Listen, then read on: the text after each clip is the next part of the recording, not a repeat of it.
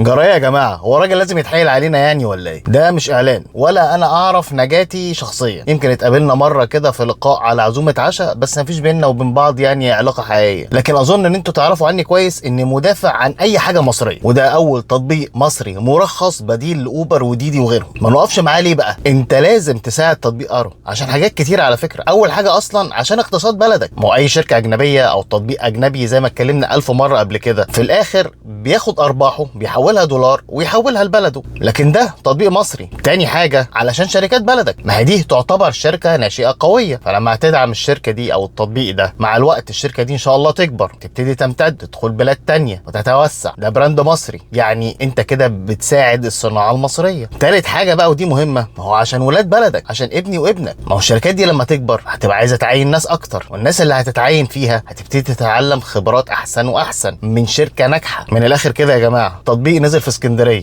نزله وجربه، واكيد طبعا متوقع ان انت مش هتلاقي نفس عدد الكباتن اللي موجوده في اوبر وغيره، بس مع الوقت هيكبر وهيزيد، وخصوصا لما الكباتن نفسهم يلاقوكم بتنزلوا التطبيق. ولو عندك اي تعليق على التطبيق ده، خدمه العملاء بتاعتهم قاعده مستنياك. ارفع سماعه التليفون قول لهم انا عندي معاكم المشكله الفلانيه، صدقوني هم بيقولوا لكم لو سمحتوا كلمونا لو في حاجه مش عاجباكم عشان نقدر نحسن الخدمه. حاجه مصري اهي، يلا بينا.